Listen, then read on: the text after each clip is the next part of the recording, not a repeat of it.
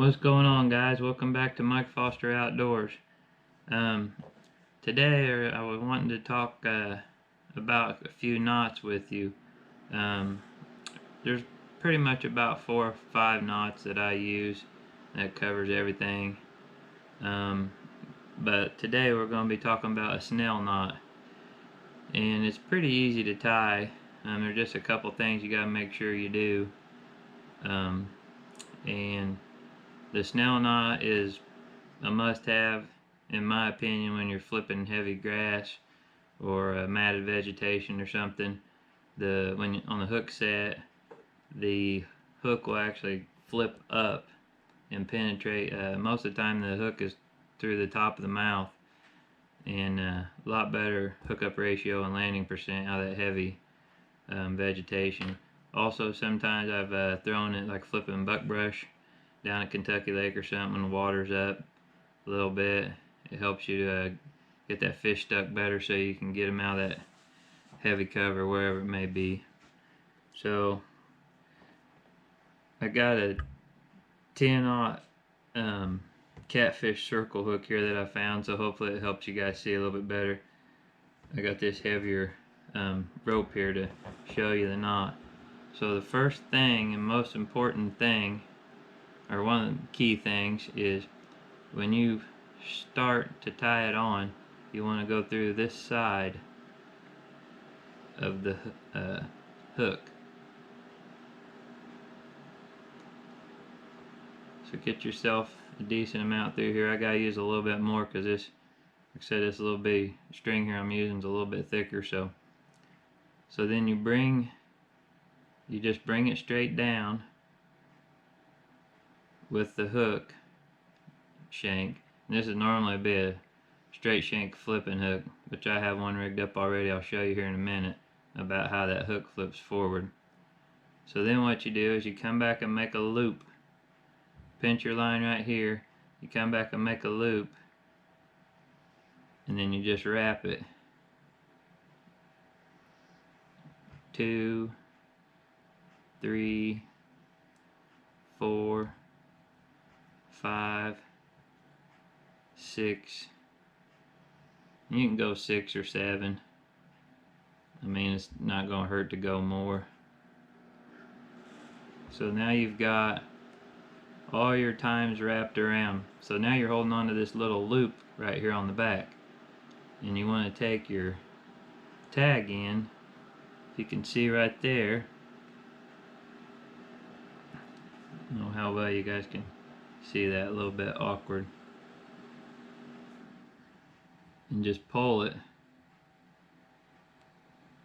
through that loop,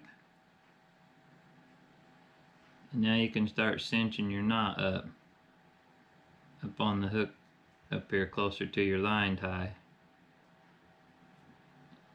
And right there you see that dude cinched down pretty tight.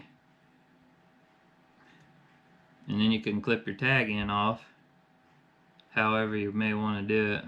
Right here, this is you can clip it pretty close. I always leave just a little bit there, just for you know, your weight's going to be there and your bait's normally covering that up. And it's a whole lot smaller with the smaller line, obviously.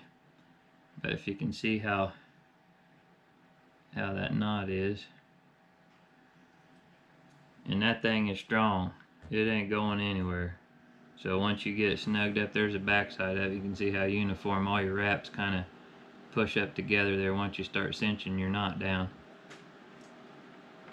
And now here is the reason I was saying that I feel like it's a must-have for when you're hitting heavy cover situations like punching grass and mats and whatnot. Normally I'd have some bobber stops on here, but probably 2 of them. This is an 1.5 ounce Woo tungsten weight here, heavy punching weight.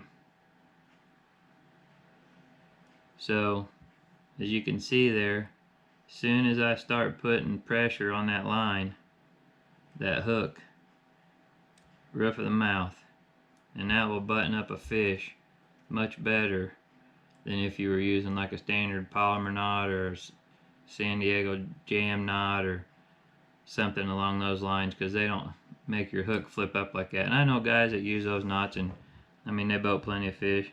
It's just my opinion. I feel like that's the best knot that you can use for flipping in the heavy cover. This is a Trocar 4/0 hook, flipping hook right here. Just an old one I had sitting around, a little bit of rust on it. But anyways, I'll try to get a close up there. I don't know how well you can see that little knot cinched down right there. But anyways, that's just a standard old Snell knot. Tie it a handful of times, you'll get good at it. There's not much to it. So I hope that helps you guys out with the new knot. That might get a few more fish in your live wells for you in tournament situation. And I'll be doing a few more videos here for some different knots, and I actually just learned a new one here recently that I'd like to share with everybody. So as always, guys, I appreciate you following along with the channel. Slowly growing. Appreciate it if you'd share, and if you haven't already, click that subscribe button and turn on the notifications if you'd like to be notified when I upload more stuff. Normally I upload something about every week or so. So like I said, thanks again, and thanks for following along, and we'll be back with something new for you here soon. Thanks, guys.